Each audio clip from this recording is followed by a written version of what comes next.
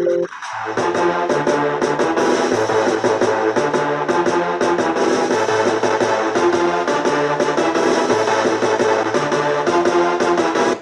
welcome back to KAMMA. I'm Khalil Deal.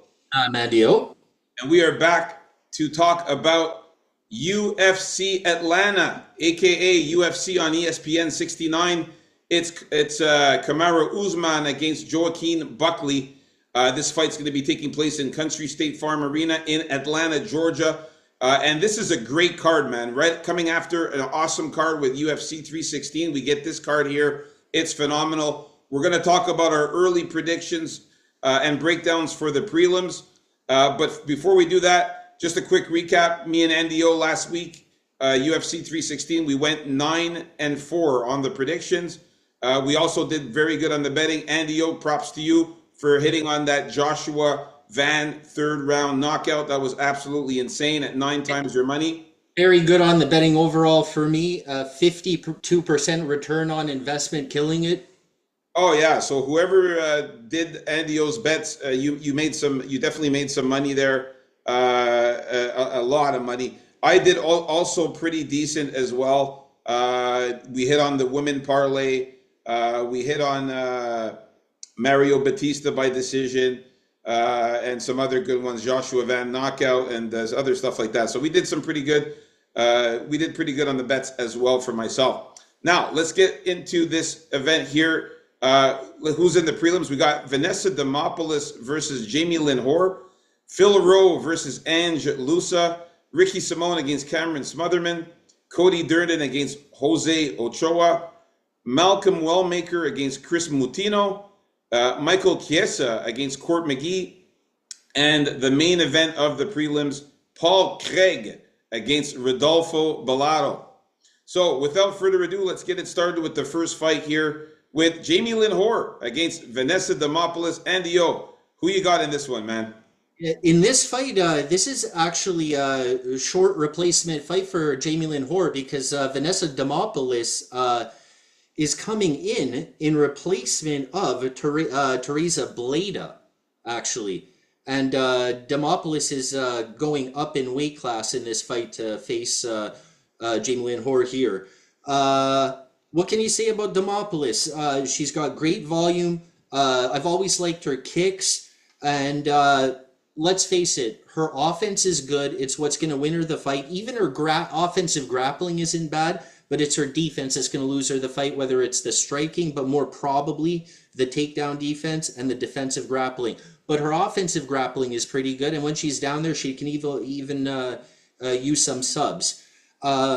When it comes to Jamey-Lyn Hoare here, she's a decent grappler, good top pressure.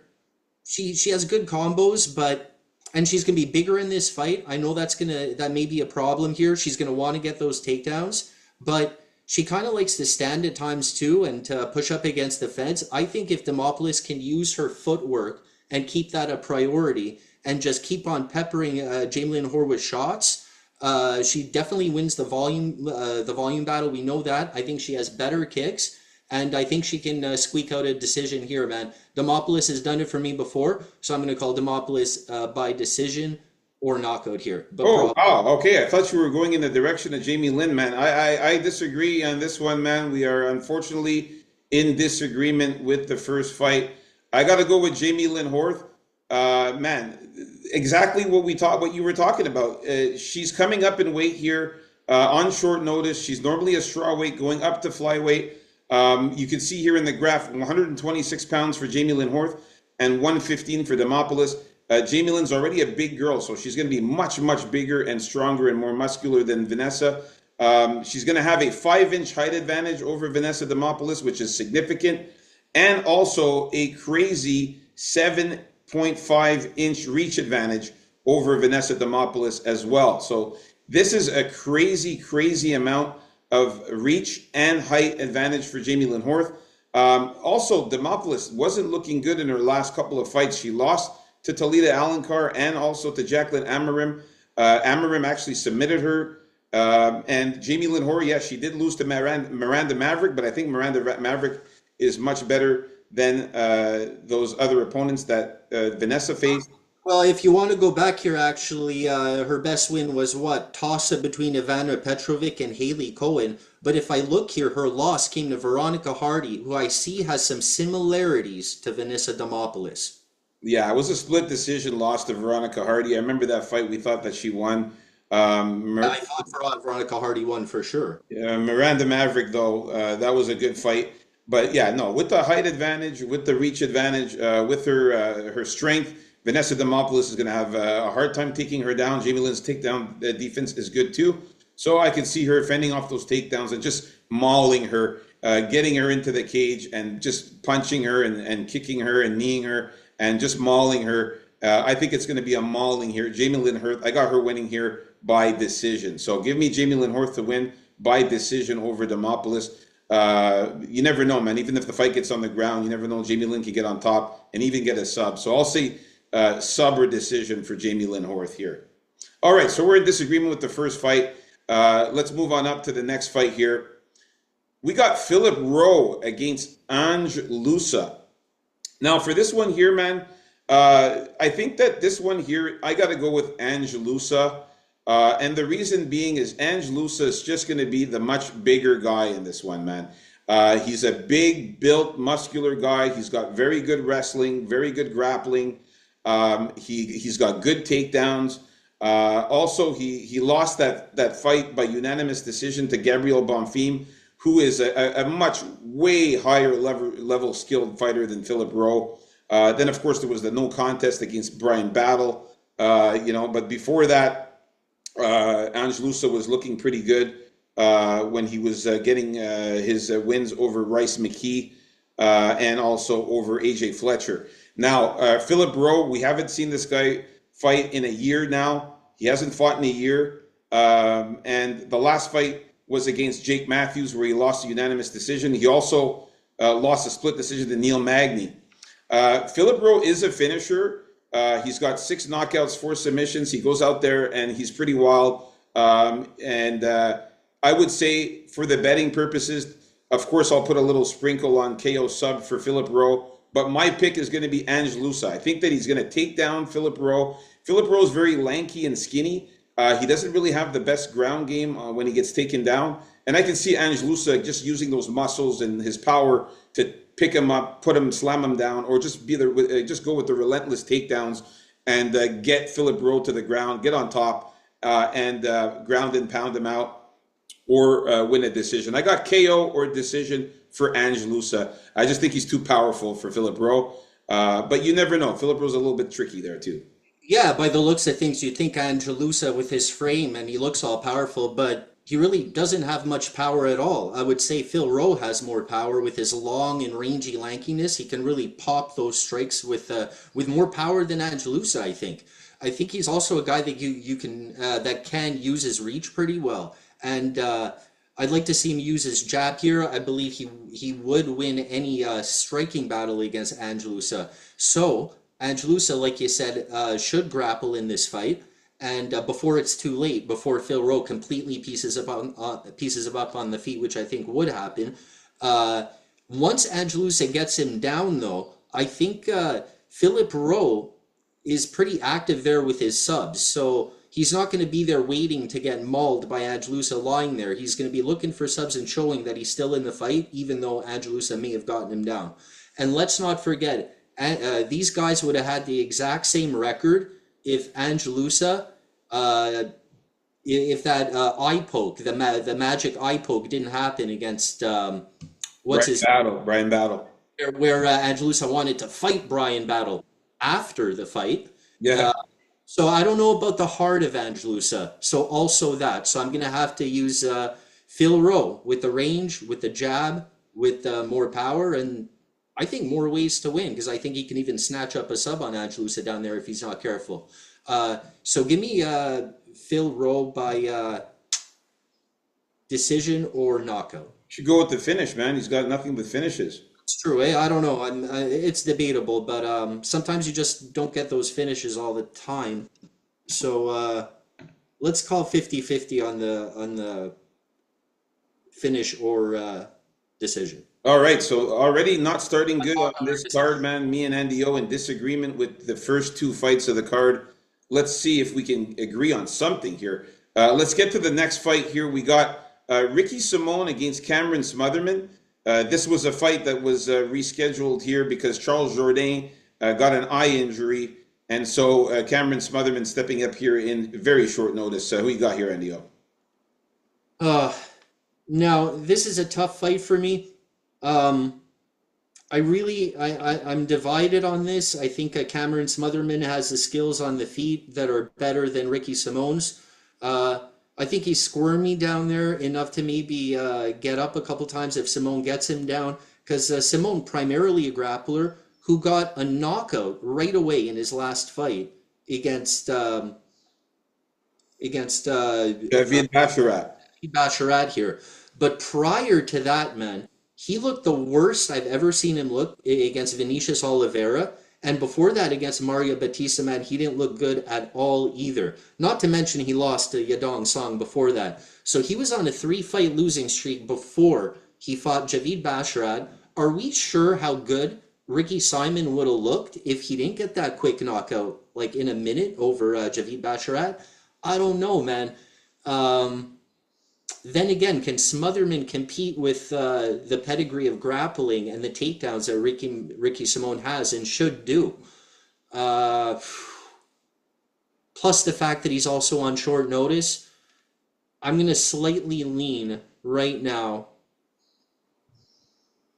with because I don't know, did Ricky Simone fall in love with his hands all of a sudden, like some of these grapplers do after getting a knockout like that? But he's old enough to maybe not to and realize that the grappling is always going to be where it's at with him. I'm going to slightly lean Ricky Simone here, but Yeah, finally. God. by a decision though. Yeah, but All not. right. I may, Finally, we I agree. may change my mind. I may change my mind because I was going with how Ricky Simon looked before he got that one win, his one moment of looking all right in the past four fights. Listen, uh, Knockout. you got to remember that the fights that he lost to, these are high-level fighters here. Young Song Yadong, Mario Batista, who we just saw last week get that win, and also Vinicius Oliveira. These are high-level fighters, way better than Cameron Smotherman. Cameron Smotherman's brand new in the UFC. He just started. He got his UFC debut against Jake Hadley, got that unanimous decision, but then he lost to Serhiy Sidey by unanimous decision. And I think that Ricky Simone, people are forgetting that Ricky Simone beat Mirab Velishvili. You know what I mean? I mean, this is a guy who beat Mirab and many, many others. If we go into his past there, this guy is a veteran in the game. Ricky Simone has fought the way better competition, way higher level competition. Like I said, Montel Jackson he beat. He beat Mirab. He beat Brian Kelleher, Rafael Sunsal, Jack Shore. Like, he's beat top notch fighters. Javid Basharat just recently with that knockout. I think Ricky Simone still has it in him, man. He's 32. He's not that old. Cameron's 27. But the grappling of Ricky Simone, I think he will use it in this one here. He's not going to stand and bang with Cameron. What if he does it though? I still think that he's going to be able to survive on the feet and do a decent job. But I could see the path to victory here. Ricky Simone uses his grappling skills, gets his takedowns on Cameron Smotherman, gets him to the ground, and maybe even latches up a submission or ground and pound. He's going to win on the scorecards. You can see here, he's got 21 wins and 6 losses, man. 7 knockouts, 4 subs, 10 decisions. He's very well rounded. And Cameron Smotherman, like I said, he's good, but he's just fighting on short notice. It's too short of a notice to fight a guy like Ricky Simone. And the level of competition is just not even in the same league. Cameron it's a huge step up in competition for him to fight Ricky Simone. Give me Ricky Simone to win. I got him winning by, I'll say he wins by knockout or decision here. Maybe he doesn't get the sub since Cameron Smotherman's never been subbed. I'll go with the knockout or decision for Ricky Simone. All right, so we are in agreement finally with the first fight in these prelims. Let's get to the fourth fight here. We got Cody Durden against Javier, our boy Javier's kid, Jose Ochoa here from Peru. Hey, So for this one here, I got to go with Javier's son, Jose Ochoa here. This guy is really, really good. He's an all-action fighter. He brings it nonstop, man. You can see he's from Chute Box, Diego Lima, a very good fight camp. A lot of good fighters there. He's volume-based. He throws a lot of kicks. He's fast. He uses good footwork. He's very aggressive. He's got excellent kickboxing in space. He's very dynamic. And when he lacks in power, he makes up for it with his athleticism and explosiveness. He's very good on the inside with his Muay Thai. And another thing is that he's a very big flyweight.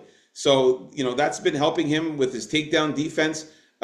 He likes to bully guys in there. And he has a sick anaconda choke submission. He got that in his last fight, too, against, what was his name? I'll find it real quick. It was against Joselina Pantoja.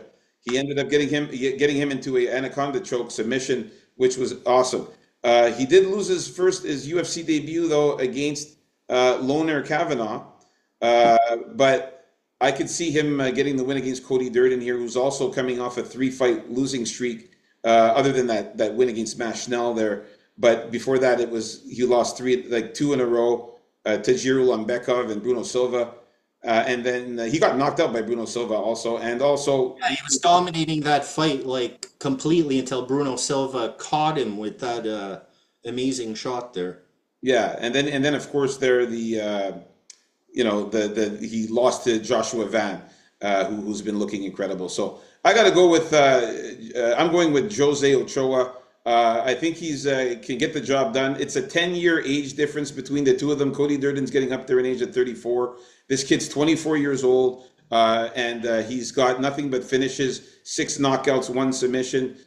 Give me Jose Ochoa by knockout or submission to get the job done here. Yeah, I got to go with the vet in Cody Durden on this one. Ochoa, look, I see a path for Ochoa if he can manage to keep it on the feet and in the clinch as well, because his clinch is really dangerous. But I think Cody Durden is going to manage to get the wrestling going and even the chain wrestling going, and he's going to really test the gas tank of Jesse Ochoa, who's going to be under pressure the whole time. And Durden has a way of making his striking look better than it is. He's got good little combos in there, good big overhand, and it all works to get his wrestling going. For Javier's kid here, Jose Ochoa, he has to show me more. That's just one of those things. And he didn't show me yet that he can stop the wrestling that Cody Durden's going to have to offer. And Cody Durden's a dog, man. So I'm looking for a fight that gets stretched out, probably until the 3rd round here. But give me a decision or knockout for Cody Durden. Just to let you know, Jose Ochoa has 100% takedown defense. His takedown defense is solid, so I can see him fending off those takedowns from Cody Durden. And then he's got more than 1 takedown for your sample. Well, hey man, again, the guy's takedown defense is really, really good. If Cody Durden doesn't get the takedown, he's gonna be in for a long night. All right, so we are in disagreement again with this fight. We're disagreeing on 3 fights in the prelims so far. Let's move on up to the next fight here. We got Malcolm Wellmaker against Chris Mutino. Yeah, this fight is going to be the biggest dog on the card is going to be Chris Mutino here. Sorry, it's my turn. I just realized that. I think it's fine here. Wait, you started, right? Yeah, it's your turn. It's your turn. Yeah, so this is going to be the biggest underdog on the card here with Chris Mutino. He's a guy that lost twice in the UFC.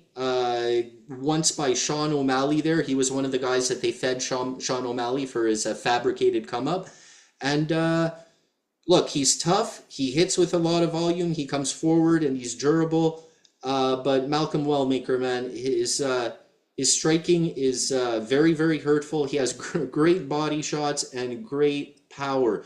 The thing with him is the lowish volume, because he wants to get that perfect shot, and hasn't hurt so far. And I don't think that's going to be a problem in this fight by any means.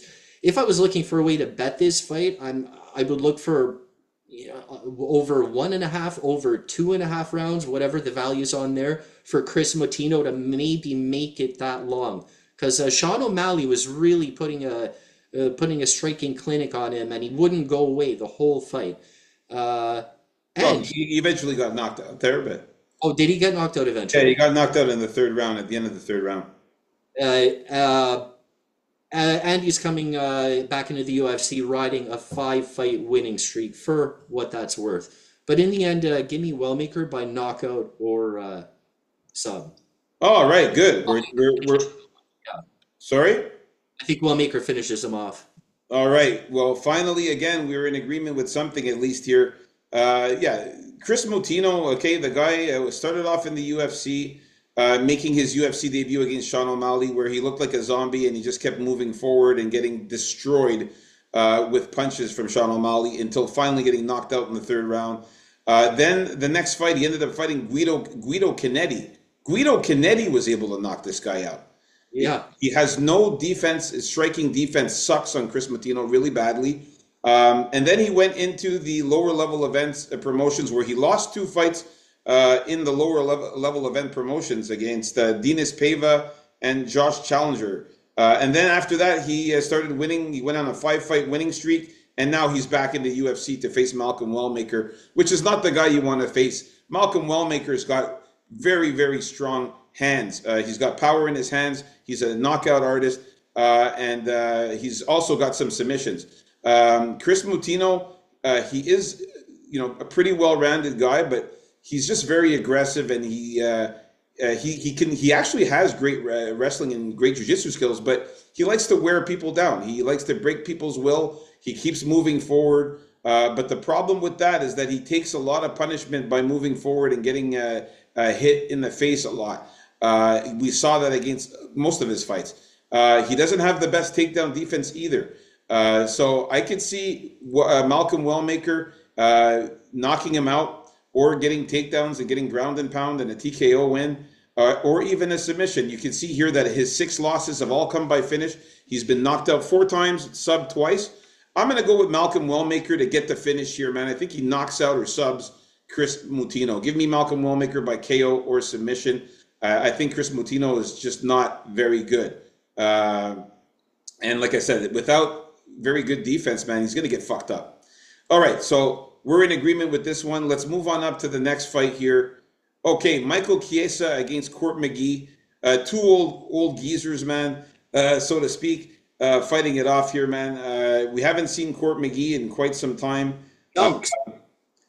The last fight was 8 months ago against Tim Means, where he managed to get that neck crank submission. But he was on a 3-fight losing streak prior to that against Jeremiah Wells, Matt Brown, and Alex Morono.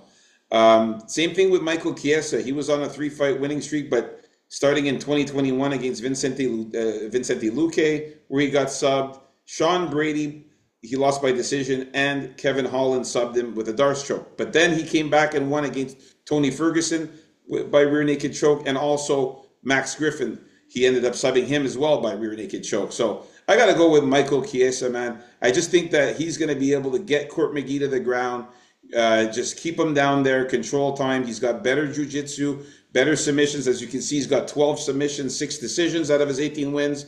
Court McGee is older, man, at 40 years old. And Michael Chiesa is going to be the bigger guy here at 6'1". He'll have a couple of inches of height advantage on him. I just think that the takedowns for Michael Chiesa and his submission skills are much better. Give me Michael Chiesa by submission or decision. Court McGee he's just a little bit too washed up and too old now for this. Yeah, I think with the exception of a couple of fights here, I think they really give Michael Chiesa favorable matchups here. And I kind of feel like this is one of them, but you never do know. Court McGee plods forward, 1-2 little 1-2 combos, and he's gritty, and he has poor striking defense, which won't be a real problem here because Chiesa doesn't really throw that many strikes. But what he does do is get in close and get his arms around you and kind of drag you down, with that body lock. He's not going to be shooting doubles or anything like that. And with Chiesa, he's always looking for that back. So I predict that's going to be the same sort of system for him. I I don't know how many. Hopefully, he'll get a little lucky walking through some of Court McGee's shots here because Court McGee's a scrapper. But once he gets to him, I think he'll tire him out by being a little bigger and just by being the better grappler and eventually finding the sub here. So give me sub or decision for Chiesa. Nice. We agreed on this one. All right. Let's move on up to the main event of the prelims. If you guys haven't already, please hit that like button, smash that like button, subscribe if you're new. And now we got to the main event here, Paul Craig against Rodolfo Bellato here. Yeah, we talked about this fight before a couple weeks ago. I think this fight was supposed to happen. It's been rescheduled. You know why the fight got canceled, Endio? Yeah, because Bellato, he had herpes? Yeah, Paul Craig had herpes on his mouth. Oh, Paul Craig didn't. Bellato had herpes. No, it was Paul Craig. Okay, well, go back and look while I Google it. It's Paul Craig that had the herpes, and he actually admitted to it and did a press conference. Type in Paul Craig herpes on Google. You do that since I'm going to be talking about this, and then because I remember Bellato saying he had herpes and he had no idea how he got it. But that's what you get for not cleaning up those mats. Half the gym probably has herpes now. But yeah, as far as the pick here, it's got to be Bellato here because his striking is just going to win him the fight here. I feel that Paul Craig is just his striking has gotten worse somehow. He's back down to middleweight here. He went up to light heavyweight, didn't have much success there. Said that was messing up with his body. Not, but it was supposed to be better for him in the end. But now he's back to middleweight and he feels better. But I think it's more excuses than anything. And I don't see a last second sub happening for Paul Craig here. So give me Bellato by knockout or decision. Oh yeah, by the way, you are right, Andy. It was Bellato that had the herpes. Sorry about that. My bad on that one. My bad. So yeah, that's what happened. This guy ended up getting herpes on his mouth and he couldn't fight. This is unbelievable. But anyways, who do you have winning this one? I got Paul Craig by sub or decision. You have Paul Craig winning. Oh, sorry. No, Bellato by knockout. Okay, thank goodness, man. Okay, good. Yeah, okay. I was wondering, man. I was like, man, I hope we don't disagree on this one. Yeah, even me. I got to go with Rodolfo Bellato, man. Paul Craig, you can barely trust the guy anymore. He's getting up there in age at 37 years old. Rodolfo is 29 years old. Now, Paul Craig, we all know he's got very good submissions. He's a finisher. He's got 4 knockouts, 13 submissions. So the sprinkle on the KO sub prop for the betting purposes is something that I'll probably talk about when we come to the betting on Friday. But the pick has to be Rodolfo Bellato. He's the bigger, stronger, younger guy. He's hungry. He's also a finisher. We've seen Paul Craig get knocked out several times, including the fight before the last against Caio Baralho. He got knocked out. He got subbed by Brendan Allen. The last fight against Bo Nickel, he lost that unanimous decision, but Bo Nickel was fucking him up in that fight. He was landing a lot of shots, a lot of strikes on him, but he didn't finish him, which I thought was pretty sad. He should have been able to finish Paul Craig, and he wasn't able to do it. Kind of like fucking Joe Pyfer last week. They didn't get that finish. Kind of like. Yeah. Even Johnny Walker managed to knock out Paul Craig. I like the power of Rodolfo Bellato. He's been knocking out motherfuckers. You saw the last fight against Ihor Peteria where he knocked him out with ground and pound. He's just a powerful guy. So I'm going to go with Rodolfo Bellato to connect on the chin of Paul Craig, knock him out, flatline him here, and win this one. Or he might even get a submission. So I'll go KO or submission for Bellato. He does have some subs in his back pocket. And I just think he's the more aggressive and stronger guy, man. Paul Craig's getting too old for this, man. So there you have it, folks. We agreed on that one. So me and Andy O disagreeing on 3 out of the 7 fights in the prelims, man. I hope the main card looks better. Like and subscribe. And there you have it. Our early predictions for the prelims. Peace out, folks. KAMMA. Let's get it.